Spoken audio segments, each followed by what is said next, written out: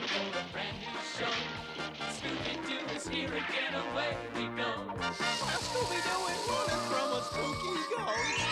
Shaggy isn't doing what he does the most. Hey, come on, get involved till the mystery is solved. Hang around for Scooby Doo.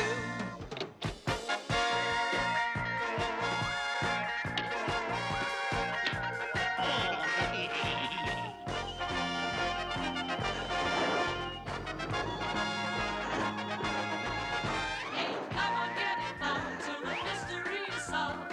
Hang around for Scooby Doo. That's my pal. Scooby Dooby Doo. Hello, Scooby Doo fans! Welcome to my Season 1, Episode 3 review of the Scooby Doo Show.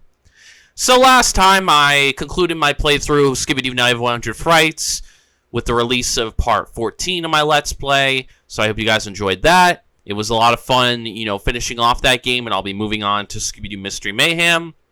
But of course today, I'll be covering Season 1, Episode 3 of the Scooby Doo Show, titled The Gruesome Game of the Gator Ghoul, which was released on September 25th, 1976. The short synopsis of the episode is, the gang are on their way to see Scooby-Dum, Scooby's cousin. They learn that his owners, Ma and Pa Skillet, used to be in the business of making a special drink called Finoki Fizz, but business has been terrible because of a strange alligator creature haunting the swamps where they live. So as per usual, I'll be watching Season 1, Episode 3 of the Scooby-Doo Show on the Scooby-Doo Dynamite Hour, the complete series DVD. This DVD has every episode of Season 1 of the Scooby-Doo Show, as well as all the episodes of Dynamite. So if you're into both shows, or just want Season 1 of the Scooby-Doo Show, this DVD can provide that. Now, this is the first episode to introduce a additional member of the gang, Scooby-Dum, who is Scooby-Doo's cousin. Now, what do I mean by additional members? Essentially, additional members are when they try to add members to the gang, such as like a temporary or permanent member to the gang. That's usually what I mean. Same thing in later series where they try to subtract members of the gang. Some members of the gang are absent. Now, my personal opinion, my take on this is that I don't like when they try to add temporary or permanent members to the gang. I think it hinders it. I think it's fine when it's just the 5 core members of the gang. I don't like when they subtract members of the gang and there's members of the gang missing in a series or episode. I don't like when they try to add members of the gang and try to incorporate temporary or permanent members of the gang into a show or a certain number of episodes. But Scooby-Dum is the first instance of this. Now, I'm going to judge Scooby-Dum fairly. He's in 4 episodes of the Scooby-Doo Show. This is his first appearance. I'm going to judge him fairly each episode and see if he, how he is in each episode. But I would possibly say that's, not even possibly, I would say with certainty that Scooby-Dum is my favorite additional member. Although I don't like additional members, Scooby-Dum is the best example of how to do an additional member of the gang right. And that's what I think, the Scooby-Doo Show does well, is it does a good job with the additional member, Scooby-Dum, in incorporating him into episodes and not making him so much a liability and an annoyance. And he's actually the best case of how to utilize an additional member well. Now, that doesn't change my opinion on additional members. I still don't like when they try to add temporary or permanent members to the gang. But in this case, Scooby-Dum is a character that I do actually like. I think he's an entertaining character, an entertaining additional member of the gang. But I'm still going to judge him fairly each episode and see how he is. So whether he's good or bad, that's not going to change my opinion on him. I'm still going to say that he's a good additional member. But obviously, him being a good additional member, like I said, doesn't change my stance on adding additional members to the gang. I still don't like when they do that. I still don't like when they try to add temporary or permanent members to the gang. So just letting you guys know that before we dive into Scooby-Dum's first episode. Scooby-Dum also is voiced by Dawes Butler, just so we're clear on who the voice actor for him is. Now, as far as this episode's reception is concerned, I believe most fans like this episode. At least I've heard it's a pretty well-regarded episode. I think The Gruesome Game of the Gator Ghoul is highly regarded. Usually Scooby-Dum's episodes tend to be very highly regarded. I don't know why. Maybe it's just because of him. Maybe the quality. Maybe it's just he just happens to get the best quality episodes. I don't know. But from what I've gathered from the gruesome game of the Gator Ghoul, a lot of people seem to like this episode. It's not highly raved. Like, it's not a highly raved Scooby Doo Show episode. There are definitely episodes that are praised to the high heavens. It's not one of those, but it seems like it's viewed somewhat highly, or at least people seem to like it. But is that the case for me? Do I consider this episode a good episode and agree with those people? Or do I think it's average and just decent and is fine and in the middle? Or am I in the camp where I don't like the episode and I think it's terrible and bad? Well, let's find out, shall we? So let's take a look at the episode to see whether I think it is a good or bad episode of the Scooby Doo Show. The episode begins with Scooby, Shaggy, Fred, Velma, and Daphne driving through the swampy south to visit Ma and Pa Skillet and their dog, Scooby Dum. When Daphne questions if the two dogs know each other, Shaggy and Velma explain that they're cousins, but haven't seen each other since they were puppies. Ma and Pa Skillet own a showboat restaurant featuring a special drink called Finoki Fizz. On the way, they are stalked by a strange bipedal alligator creature that flashes yellow beams from its eyes. Scooby and the gang arrive at the showboat and meet Scooby's cousin, Scooby Dum. They also meet Ma and Pa Skillet, who tell the gang about the Gator Ghoul and how it has been scaring their customers and ruining their business. The old couple shows the gang to the machinery room, where the gang starts looking for clues. In the process, they run into the Gator Ghoul, who chases them briefly. Scooby-Dum accidentally turns on the soda machine, and the machine overflows with soda, fending off the alligator monster. Shortly afterwards, the gang meets the Skillet's dishwasher and handyman, Simon, who is not very considerate. Mystery Inc. also meets the maid, Alice Dovely, who is a sweet and caring lady. The gang goes to search for clues, and suspicious of Simon's behavior, decides to search his empty cabin. All they really find is a magazine titled Legend of the Swamp, with a similar-looking ghost of the Gator Ghoul on the front cover. The gang splits up and searches on the showboat, and Shaggy, Scooby-Doo, and Scooby-Dum get into an altercation with the ghost of the Gator Ghoul, and they are chased onto the water wheel. Scooby-Dum unintentionally saves them, and in the process finds a clue. It is an alligator suit with a motor inside. A label on the outside of the costume reveals that the costume is a property of the Beauregard Film Company, and the gang deduces that the costume was made for a movie in this location a while ago. Velma even remembers that they shot most of the movie inside an old shack in the swamp, and the gang checks it out. Inside, they find a piece of stationery from a rival soda company named Kooky Cola, a nice little spin on Coca-Cola. They also find shredded pieces of paper, and the gang manages to piece together some of the paper, but it's still not understandable. In the kitchen, Shaggy has made a batter for a snack called Funky Fritters, but then he accidentally steps into the batter, and his shoes get stuck, resulting in him having to slip out of them. The incident gives the gang an idea for a trap, specifically Fred, who says he throws out his old trap for this new idea of a trap. We never find out what the old trap was, but considering Fred's track record, I don't think it matters, because he probably would have failed anyways. Fred decides to spread the batter along the floor and covers Scooby-Dum, Shaggy, and Scooby-Doo in flour, so they won't stick to the batter like Shaggy's shoes did. Then they will lead the alligator to the batter and get it stuck. Interesting to note is that Fred demonstrates this by covering himself in flour as well. But it's never explained what happened, to the flour that he was covered in, how he got out of it. Did he take a shower or bath? Did you shake it off? I get he needed to demonstrate it, but I'm just wondering how he got all that flour off of him. Shaggy, Scooby, and Scooby-Dum step outside and make faces distracting the Gator Ghoul. Shaggy, Scooby, and Scooby-Dum are chased into the kitchen where the plan works in sticking the Gator Ghoul right in its tracks, with Velma even calling Shaggy dumb because he screwed up the plan by tripping over his own feet. Well, I'm sorry, Velma. How about you I don't see you stepping up to the plate and being bait for the trap. If you think you could do better, be my guest. You haven't been bait for the trap in what, forever?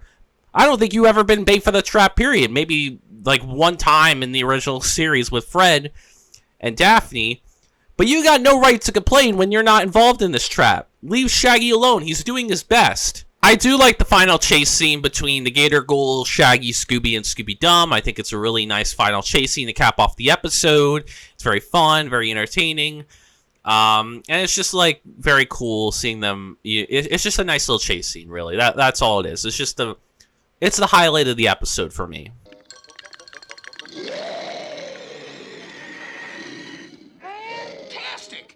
make a great ventriloquist, Scoob. Going like that without even moving your lips.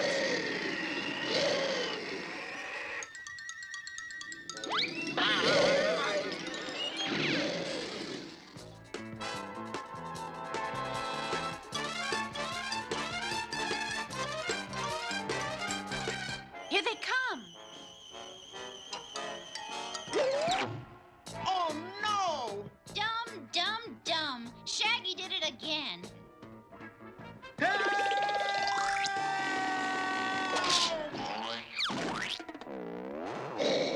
We got him.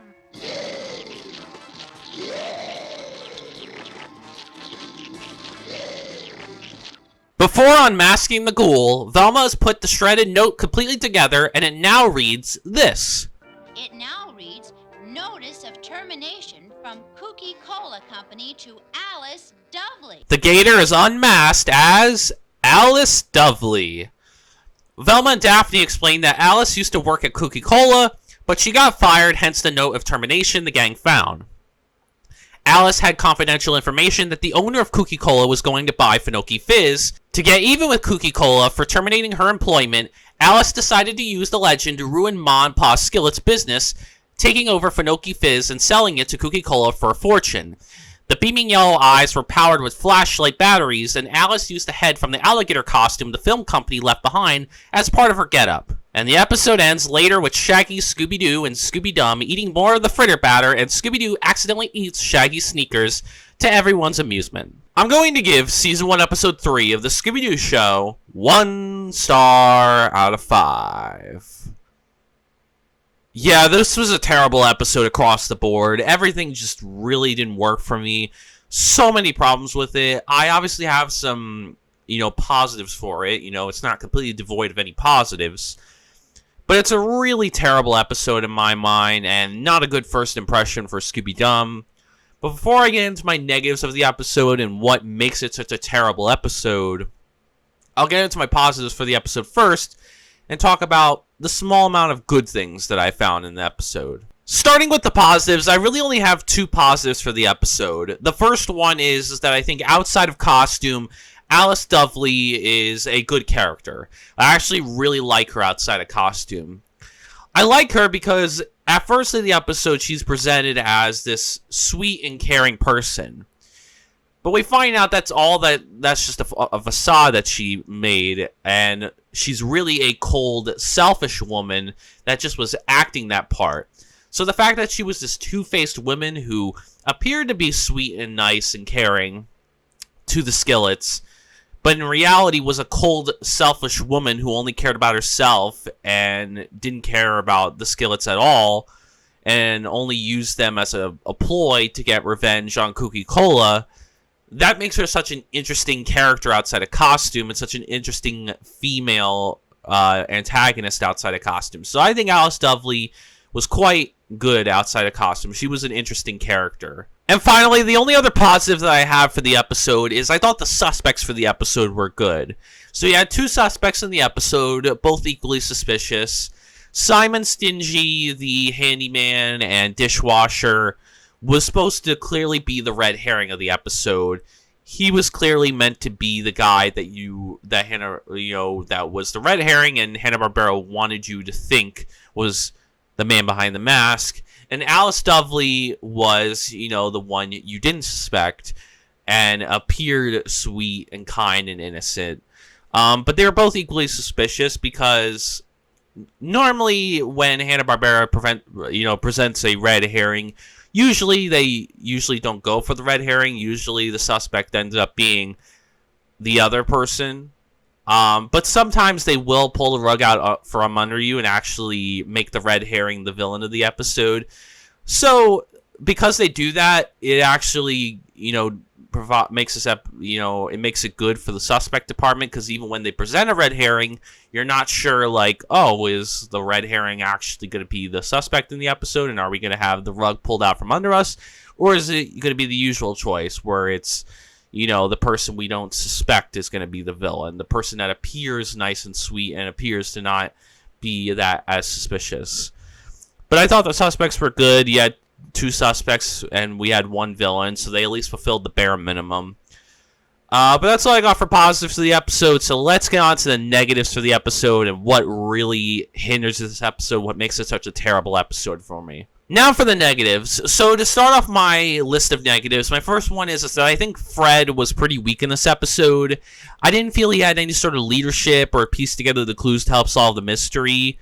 He wasn't really much of a leader. The gang kind of just were, as a collective group going along.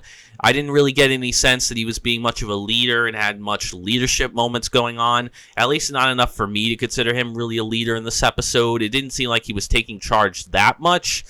It seemed like they were kind of mostly together for a lot of the episode and kind of did their, and worked as a collective group. Maybe not as much as the last episode, but for the most part, the gang were together a lot in this episode. It didn't really split up and didn't really have that sort of leadership that Fred would normally have. Daphne was also weak in this episode as well. I don't think Daphne had anything going for her. Daphne didn't present any sort of leadership. She didn't piece together the clues to help solve the mystery. She wasn't cowardly. She wasn't humorous. None of that stuff. So I just didn't really get anything from Daphne. Yeah, Daphne found, the letter of termination, that fell on Scooby's nose. But to be fair, I would really consider Scooby and Scooby-Dum finding those two clues and not necessarily Daphne. And yeah, Daphne gave an explanation. Her and Velma gave a collective explanation at the end of, Alice Dudley's motive and, why she did what she did. But again, it didn't really feel like she was piecing together the clues to help solve the mystery. I didn't really get a sense from that from Daphne at all or anything else.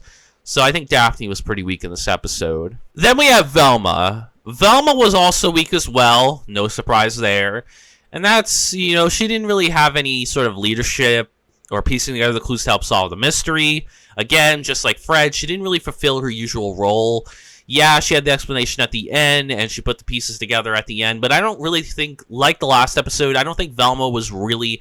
It wasn't looking like the gears were turning in her head, and she was piecing together what could be possibly going on, and who the most likely candidate for the villain could be. I just didn't get a sense of that from Velma, and Velma didn't really provide much in this episode. I just didn't think she really fulfilled her usual role at all. Next up, we have Shaggy and Scooby. So Shaggy and Scooby are usually the reliable ones. They're usually the ones that, most of the time, they usually aren't that weak, and they usually do a good job with them.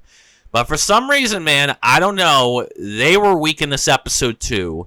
And that's probably due to the fact that I didn't really particularly find them that humorous or really that cowardly in this episode.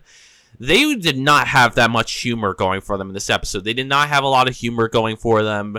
They weren't as cowardly either. There were a few moments where they ran from the Gator Ghoul, but I didn't feel like they were that scared of the Gator Ghoul, so I wouldn't even call them cowardly in this episode.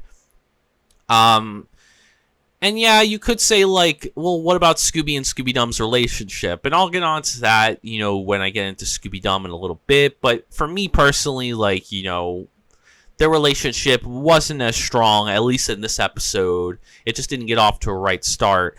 Shaggy and Scooby just did not fulfill their usual roles. They weren't humorous, and they weren't cowardly, and they didn't really provide anything else to the episode, they weren't leaders or pieced together the clues to help solve the mystery. And yeah, Scooby found one of the clues, which was the letter of termination. But again, it's just one clue, and I don't think that it was really much. I just didn't really get a sense that Shaggy and Scooby did what they normally would, which was being funny and cowardly, and maybe adding a couple more stuff. And yeah, they were bait for the trap and, help capture the villain. And Shaggy inadvertently gave Fred the idea of using the batter and the flour as, a way to trap the Gator Ghoul. But again, I just feel like even with all that stuff, I just didn't get much from Shaggy and Scooby's character in this episode is what I'm trying to say. I just didn't get much from their character. I just don't think they fulfilled their usual roles, and I think even the stuff they did outside their usual roles weren't particularly big moments and didn't stand out to me much in this episode. So unfortunately, Shaggy and Scooby, our cowardly comedic duo, were also not that great in this episode. And finally, we have Scooby Dum. So Scooby Dum is in his first episode here, and for me, I found him weak in this episode. I didn't particularly think he was that strong in this episode. I did like learning the little detail that he was studying to be a detective and very much was into that and really liked the idea of being a detective, but was, the great thing about Scooby Dum's character is that he wants to be like Fred, Daphne, and Velma, wants to help find clues, and wants to be like a detective, but in reality, he's really like Shaggy and Scooby, and is like more of a bumbling fool, and is very comedic, and even sometimes cowardly, like Shaggy and Scooby. But for me, even though Scooby Dum did help find one of the clues and stop the Gator Ghoul at one point, I don't think it was enough for him to make him a good character in this episode. There was also a possibility, or an idea that they were toying with in this episode that Scooby might be a little bit jealous of Scooby Dum. The fact that he was, having these moments where he was, because of his stupidity, he was running in head first after the Gator Ghoul and fending him off. And so it made him look good. It put him in a good spotlight. And so it made Scooby a little bit jealous, and at one point tried to be brave himself. But it just ended up being Simon Stingy. That was an interesting idea that maybe had that been explored, maybe that could have been cool. But they didn't really explore it much besides that one scene, and that was really it. And yeah, Scooby Dum just did not fulfill any sort of role. He wasn't a leader like Fred would normally be, or Velma. He wasn't piecing together the clues to help solve the mystery like Fred or Velma. He wasn't humorous or cowardly like Shaggy and Scooby, and there wasn't anything else that I got a sense from with Scooby Dum. So although this is Scooby Dum's first episode, it was not a good first impression. He was quite weak in this episode. I just didn't really find him that great in this episode. He just didn't fulfill any sort of role. He didn't have much going for him in this episode. It's a shame because Scooby Dum, I do think, is a good additional character, and has and it's neat that he's like this character that he aspires to be like Fred, Daphne, and Velma, and wants to be a detective, but in reality he's more like Shaggy and Scooby and is a bumbling comedic fool who is cowardly. So yeah, Scooby Dum, will get many more chances in the future to be a good, to showcase him being a good character. But I think in this episode, this was not a good first impression. This was not a good first outing. I did not get much from him in this episode. He just didn't really fulfill any of the other roles of the gang and didn't provide anything new to the table. So I have to say, for Scooby Dum, not a good first outing for him. But he's still got 3 more chances, 3 more shots to impress me. So we'll see how he is in the other episodes he appears in. Next up, we have the villain of the episode, who I thought was quite weak in this episode. So, of course, we have the Gator Ghoul, who's the villain of this episode. And the Gator Ghoul is not particularly scary or entertaining for me. The scariest part of his design is his white eyes. But besides that, I don't find him particularly scary in this episode. He doesn't threaten the gang's safety much, and besides maybe one scene where he, almost chomps at Shaggy's hand, I don't feel he's that scary. I don't think he's that threatening. I think the Gator Ghoul is he just mostly looks like an alligator, like a regular-ass alligator if he was on land and was chasing you. The scariest thing about him maybe would be the white eyes, which was a nice little design quirk. I didn't think the yellow beaming eyes did much for his character. It didn't really look that great, to be quite honest. It made him look like he was a car, shining its headlights at somebody. It just, to me, there was not really any sort of gimmick that made him particularly scary. There's nothing he really did that made him particularly scary. So to me, I just did not find him that scary in this episode. And I didn't find him entertaining either. He wasn't fun or entertaining to watch, so yeah, he had a neat little design with the white eyes, which made him a little bit cool. But for the most part, as a villain, I found him quite weak. Not really threatening, not really scary, and not really entertaining. Just nothing really to his character. Then we have the motive of the episode, which I thought was very poorly executed. I didn't really find that the motive was executed as well as it could have been. Essentially, Alice Dudley's motive was that she wanted to get revenge on Cookie Cola by scaring people away who were working at Finoki Fizz so that she could gain ownership of the business and then sell it to Cookie Cola for a fortune. Now, here's the thing. Am I the only one who's like looking at this motive and being like, how is this getting revenge on Cookie Cola? Let's say Alice Dudley succeeds in her motive. Let's say she succeeds and she gets ownership of the business, right? Well, and then her plan is to sell it to Cookie Cola for a fortune. She has the bargaining chips. She has the power. Cookie Cola wants Finoki Fizz.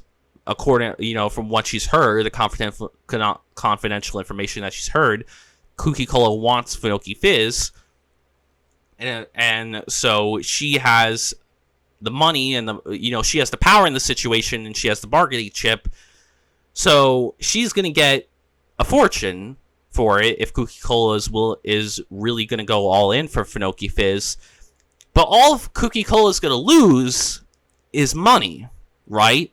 They're still going to get Finoki Fizz. They're still going to own that business and, the stuff to make Finoki Fizz. And they'll be rid of their rival, right? They won't have their rival. Finoki Fizz is a rival. Their rival will be gone. They will have ownership of it. And they will be the sole, distributor of sodas, of pop. So it doesn't really... So I don't really see what the revenge is, because Cookie Cola is all Cookie Cola is going to lose if they make a deal with Alice for Finoki Fizz is money. They're not going to lose anything else. Their business isn't going to be hurt that much, maybe a little bit financially. But with Finoki Fizz gone, and them being the sole soda distributor in that area, and their rivals being gone, that's a win for them, pretty much. The one that's going to be hurt the most is Finoki Fizz. Ma and Pa Skillet will lose their business. The workers will be gone and work somewhere else. Like, essentially, the business will be gone.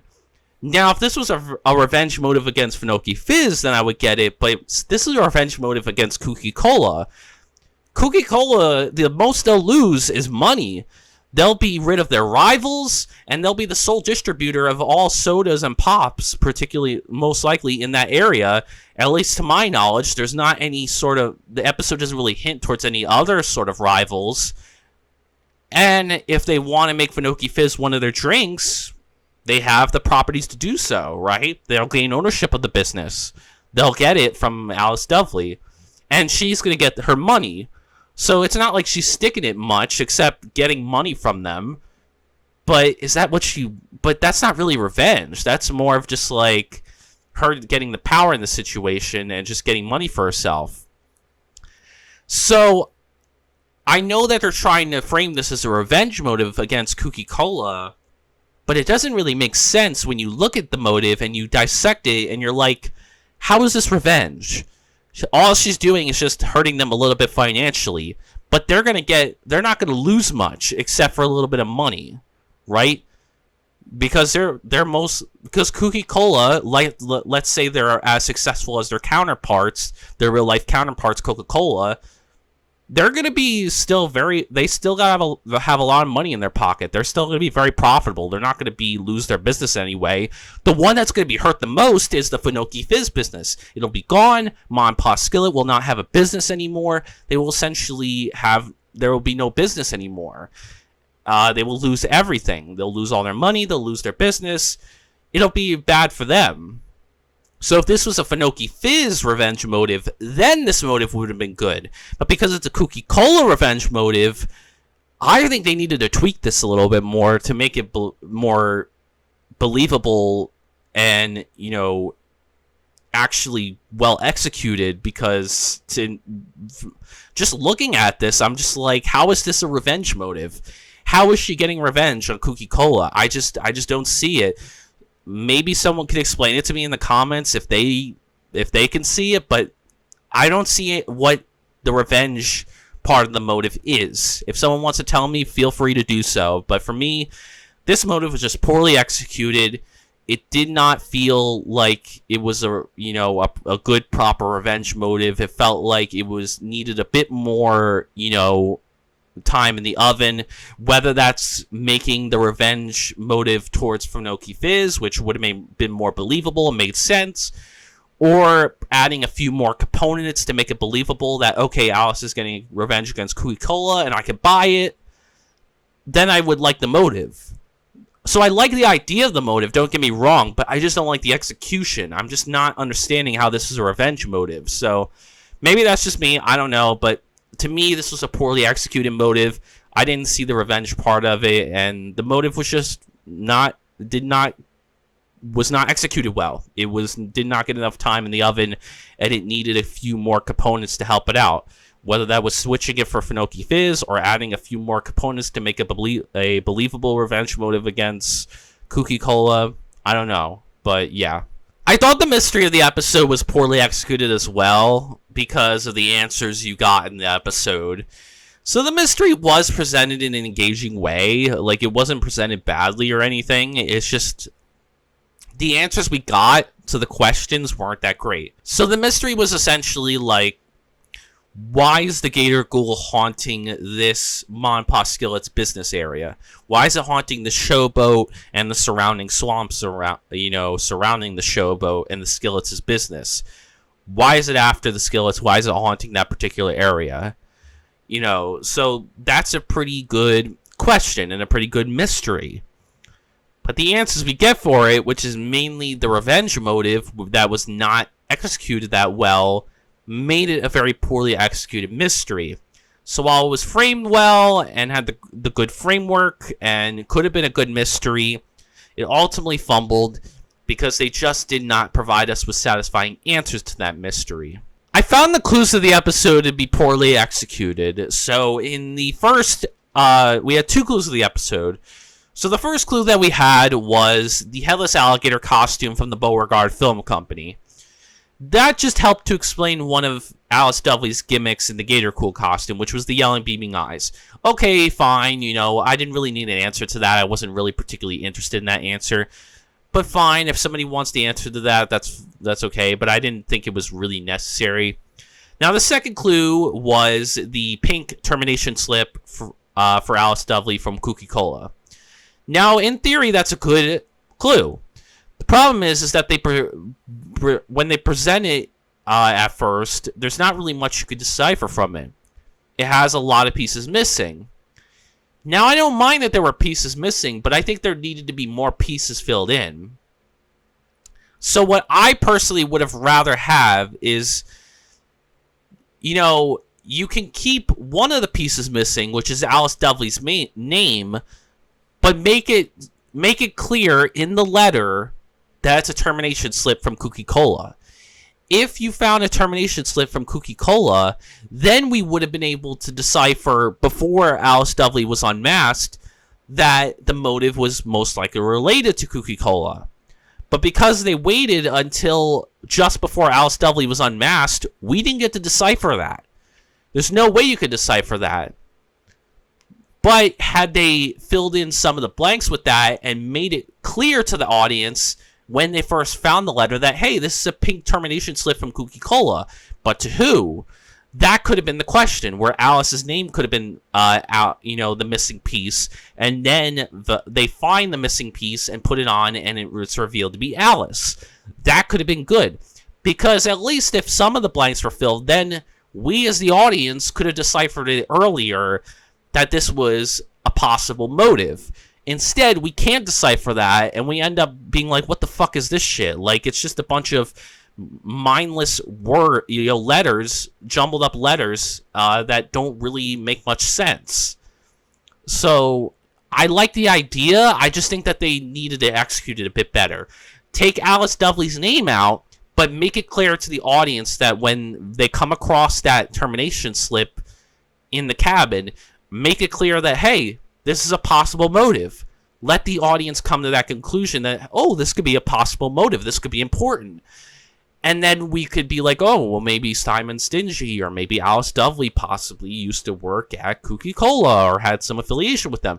Then we could have asked those questions, and it could have pointed towards a possible motive, which would have been a good clue. But instead, it ends up being a bungled clue that was poorly executed. I thought the atmosphere of the episode was, quite honestly, very weak and non-existent. I felt no tension or suspense or creepiness or eeriness in this episode. Didn't fear for the gang's safety. Wasn't on the edge of my seat wondering what was going to happen next. Nothing was creepy about the episode. Nothing was eerie about the episode. So, yeah, you're just left with no sort of atmosphere in this episode at all. It doesn't help that the villain isn't particularly strong as well, and I'll get on to the setting in a little bit. But yeah, the atmosphere just wasn't really there. I just didn't really get a sense of any sort of tension or suspense from the villain, or any creepiness or eeriness from the villain, or anything in the setting or the surrounding area. I just did not feel any sort of atmosphere in this episode. And finally, I found the setting of the episode to be quite repetitive and dull.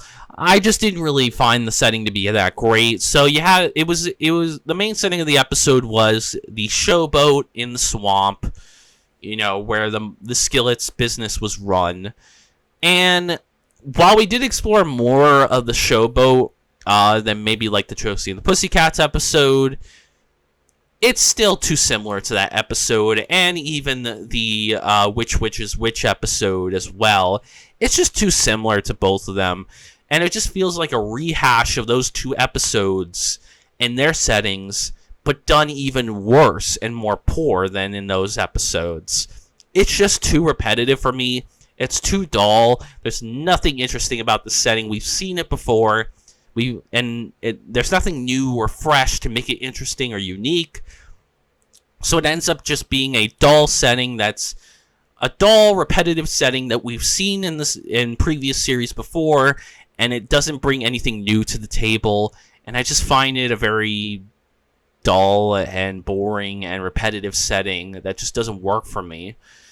So yeah, not a great choice for setting, not really a good main choice of setting for the episode. It just was too repetitive. It just hit too many similar beats to Which is Which and the Josie and the Pussycats crossover episode, and it just wasn't. There was nothing there to make it fresh or unique or make it stand out. It was just a repetitive and dull setting, and I didn't find anything interesting about it. Overall, guys, I would not recommend this episode to fans and newcomers to the show. It's just not a great episode in my mind. It's a very awful episode. It's a poor episode with a lot of problems, way too many issues for me to overlook. And while it has a small, tiny amount of positives, a lot of the negatives are just too big to ignore. They were either very weak or they were just poorly executed. And in the end, this episode is just a very terrible episode that just didn't work for me. Not one of the best episodes in the series. Definitely the worst episode so far. I didn't think it would be we would have a worse episode than the last episode. But yeah, this one is even worse than the last episode. So this is not a good start to the Scooby Doo show. We started out good, then we're going downhill, and it's just not looking great right now. Hopefully we will get uphill and get back on track, but yeah, this is my least favorite episode so far of the series. Not a good episode. Weak, the whole entire gang is weak. The villain is weak. The motive is poorly executed. The clues are poorly executed. The mystery is poorly executed. The atmosphere stinks. The setting stinks. So many problems, so many issues that I just can't ignore them. There's too many problems for me not to consider it a 1-star episode. So yeah, I would recommend you not give this a watch, and I personally would stay away from this one. Anyways, I hope you guys enjoyed the review. Please give a like if you did. Comment down below your thoughts on the episode. Do you like this episode? Do you think I'm being way too harsh on it? Like, are there more positives that you see in this episode that maybe I don't see?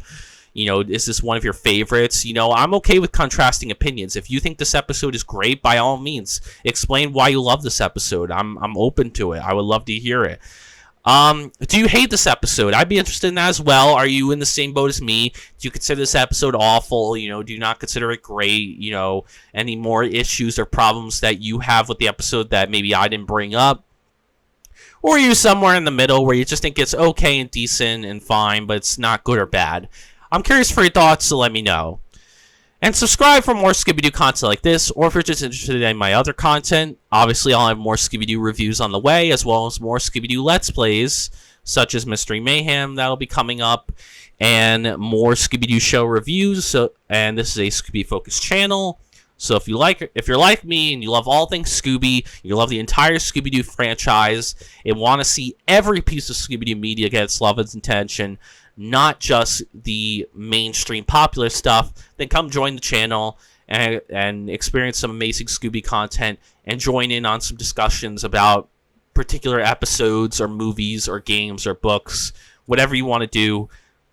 You know, come join. It's let's have some fun. Let's talk about our favorite, mystery solving gang, and let's give them the love they deserve. In my next video, I will continue my reviews of the Scooby Doo Show with my Season 1, Episode 4 review of the Scooby Doo Show, titled What a Shocking Ghost, the 10,000 Volt Ghost episode. I'm actually very excited to tackle this episode. The 10,000 Volt Ghost is one of Scooby-Doo's most popular ghosts. It's definitely one of Scooby-Doo's most prominent foes. So I'm very excited to see if this good foe will be accompanied with a good episode. I remember it being a good episode, so I have high expectations going into it, and I'm hoping that it will bring the Scooby-Doo Show back on a higher level and make it good again, because the last two have certainly not done that. And yeah, if you want to know my thoughts on the 10,000 Volt Ghost episode, then come join me next time, and we'll have a discussion about it. Anyways, thank you guys so much for watching this video, and as always, peace out. We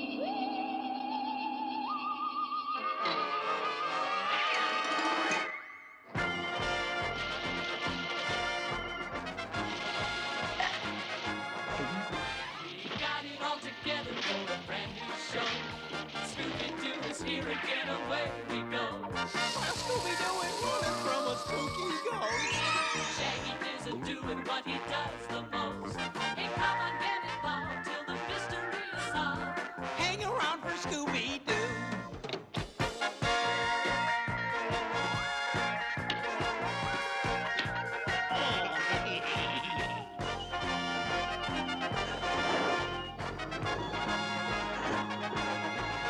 Hey, come on, get involved till the mystery is solved.